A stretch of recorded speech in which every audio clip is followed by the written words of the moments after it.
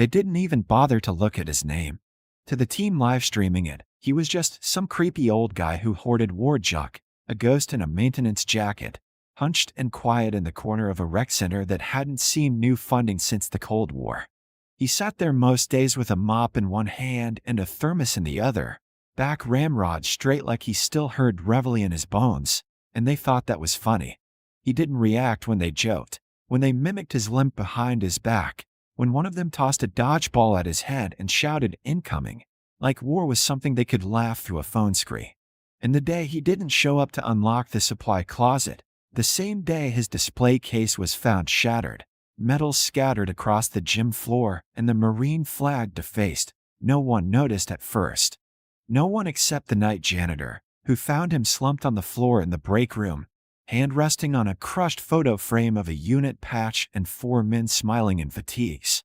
His name was Gunnery Sergeant Walter Finch, 83 years old, 5'10", stocky build, pale blue eyes like frost behind wire-rimmed glasses. He kept his silver hair buzzed military short, and every morning, even after retirement, he ironed his jeans.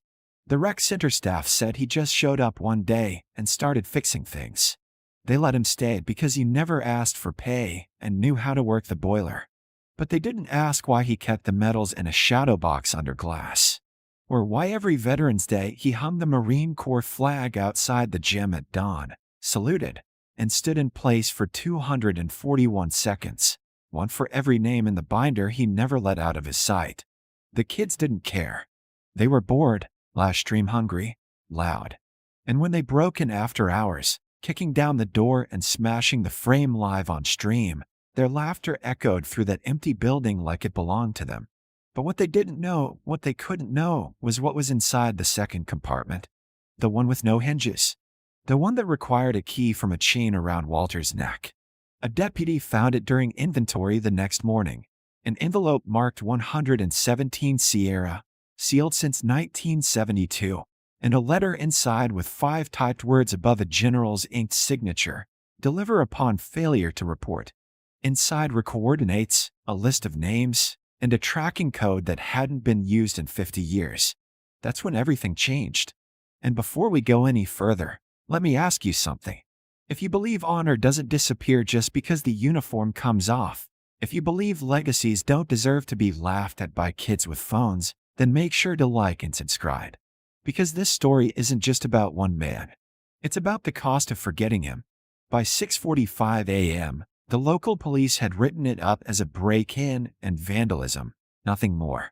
The stream had been pulled down, but not before someone with a military background, caught a glimpse of Walter's face in the reflection and recognized him, not as a janitor, not as a neighborhood oddity, but as the mission lead on Operation Fieldgate, a Cold War-era rescue mission still redacted in every database but one.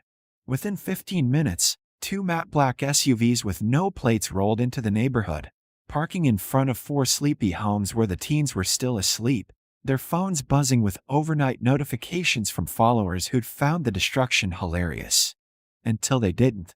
Until one viewer, a retired colonel, shared the clip with a message, "Find them. Make it right." The parents didn't understand at first. It was just a prank, one said, bleary-eyed at the door.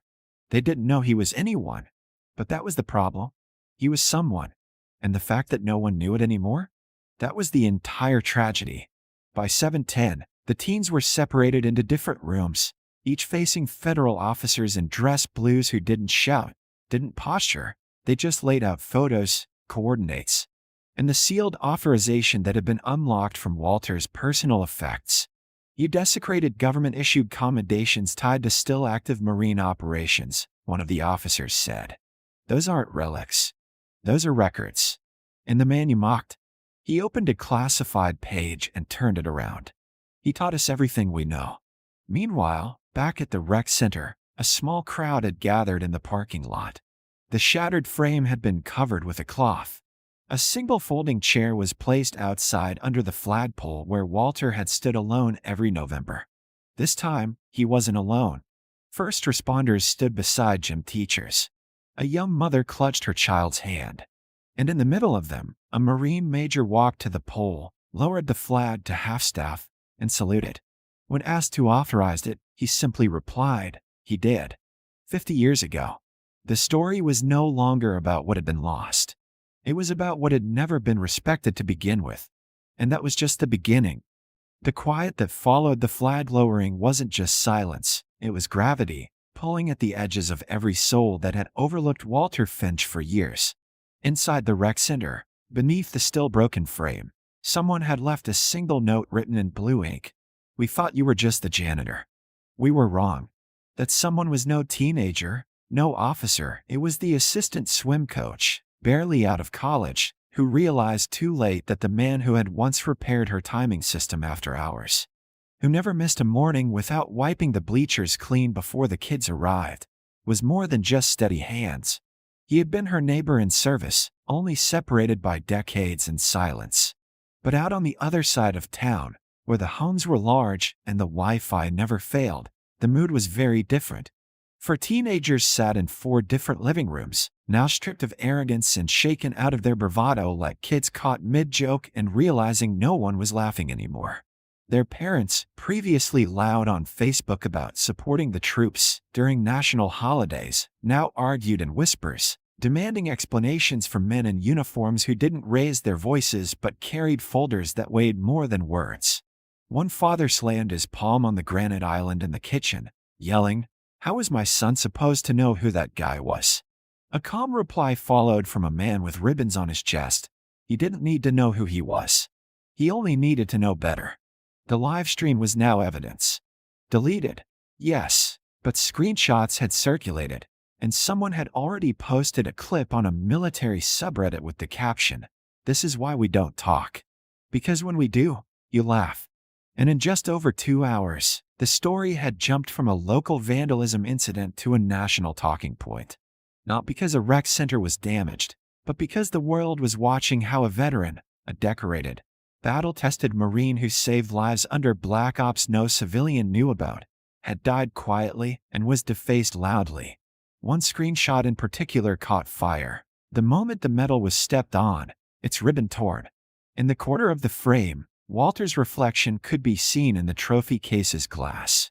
That faint outline of a man still upright, still holding a mop in one hand, still unnoticed. That image made people angry, and not in the fleeting way stories go viral. No, this was different. Walter had earned silence, and they'd given him mockery. So when the Marines arrived, they didn't come for justice. They came for respect. The first SUV didn't blare a siren. It glided to a stop in front of the ringleader's house like a shadow. Out stepped a master gunnery sergeant in full dress blues, silver oak leaves on each collar, a quiet presence that somehow filled the entire cul-de-sac. He didn't knock. The officers inside were already speaking to the family, but he stood at the door long enough for the boy's grandfather to approach, leaning on a walker, confused. The sergeant saluted. "Sir," he said simply, "you served under Finch, didn't you?" The old man froze. His hand shook. He nodded slowly. "Vietnam. Radio op. I never thought." The master gunnery sergeant handed him a folded flag and a black coin etched with an insignia that hadn't been seen publicly in over 40 years. "He remembered you," the Marine said. "Said you were the one who stayed behind with the wounded when the rest pulled out. He never forgot it." And right there, a man who hadn't saluted in decades straightened as best he could and returned the gesture. Meanwhile, at the precinct, the commanding officer on base had received a call not from the mayor, not from the press, but from Walter's emergency contact listed under the 117 Sierra document, Lieutenant General Wallace M. Grant, retired. The name alone pulled weight, but it was the sentence that followed that made everyone in the room stop breathing. "That man kept my son alive behind enemy lines for 6 days with 1 tourniquet, 2 bullets, and a bluff so good it fooled an entire enemy squadron." Grant's voice didn't tremble, but it got quieter. "I don't care what red tape you're stuck behind. You give him honors." By noon, the Department of Defense had approved the full release of Walter's service record, something that almost never happens, under a special clause, posthumous public recognition of previously unacknowledged service rendered. The file was 83 pages long. and page 6 alone revealed that Walter had coordinated the rescue and evacuation of 31 civilians during a covert extraction gone sideways, using only handwritten notes, terrain mapping, and a transistor radio he built from spare parts. The kids had stepped on more than a medal. They had stepped on history. And so, the consequences came not in the form of arrests, not yet, but something worse: accountability. Each of the 4 teens was summoned back to the rec center that evening under supervision, their phones confiscated, their faces pale. The shattered glass had been swept, the flag replaced, and in the center of the gym floor, 4 easels now stood, each bearing a copy of one of Walter's commendations. Above them, a banner read, "Service remembered. Honor restored." The teens were ordered to read aloud what each medal meant. One by one. No camera crew. No shortcuts. Just their voices echoing across the same room they had mocked. "Silver Star," one read, his voice cracking. "For gallantry in action against an enemy of the United States. Gunnery Sergeant Walter Finch, 1969. Another stumbled over Joint Meritorious Unit Award. A third mumbled, Republic of Vietnam Gallantry Cross, until a Marine officer calmly said, louder, "He earned that with blood." And behind them, their parents watched in silence, some crying, some ashamed, some still too proud to admit they'd let their kids grow up without reverence. But it was too late for denial now. The whole country was watching. That night, a candlelight vigil formed outside the rec center, not organized by veterans or government, but by the kids who used to play ball there, the swim team that Walter quietly cheered for from the maintenance hall. The parents who had forgotten to ask who cleaned the ice machine or fixed the door hinges. One girl placed a bouquet beneath the new plaque, whispering, "I thought he was just the guy who reminded us not to run in the hallway." Another boy said softly, "He always tied my shoes when no one else noticed." These were not heroic gestures in the war zone. These were acts of quiet leadership in peacetime, and they had gone unseen until it was too late. And back in Washington, Lieutenant General Grant quietly picked up a pen and wrote 6 words at the bottom of Walter's newly authorized legacy file: "He served." The rest of us forgot. It was never about medals. It was about the way this country forgets its protectors when they're no longer on the battlefield. How it forgets the silent strength in old bones and faded uniforms. But not this time. Not with Walter Finch. Not after this. The walk back into the school wasn't long, but it felt different now. Not because Harold Mac McClellan had changed, but because the air around him had. The students in the halls paused mid-step. Teachers turned, lips parted. Even the janitor stood upright by his supply cart and gave a slow, quiet nod. Lily stayed by Mac's side, gripping his arm, phone buzzing nonstop in her pocket from friends texting things like, "Your grandpa's a legend," and "We're watching this on TV right now." As they neared the main office, the principal stepped aside to let them through, not with a smile or a speech, just with the respectful silence of someone who realized they'd misjudged the weight of a man's footsteps. Inside the boardroom, the atmosphere had transformed. Cameras still rolled. The live broadcast hadn't stopped since the video first aired. And at the center of the long wooden table sat Colonel David Brenner, his eyes sharp but his voice softened with age. When Mac entered, the entire board stood, not out of protocol, but out of something deeper: realization. "Mr. McClellan," Brenner said, rising, "or should I say, Sergeant McClellan, would you please take a seat?" Mac hesitated. "I'm not looking to cause trouble." "You didn't," the superintendent replied. "You reminded us what we forgot. Please." Lily helped him to the chair at the head of the table. Cameras zoomed. Phones recorded. Comments poured into the live stream. Let him speak. Give him the floor. Finally, for a long moment, no one said anything. Just the quiet shuffle of chairs, the whir of a camcorder, the deep breath Mac took as he set down the folder, the same one that had been mocked not even 2 hours earlier. He looked at the board, then out at the small crowd that had gathered just beyond the open doors: students, teachers, parents.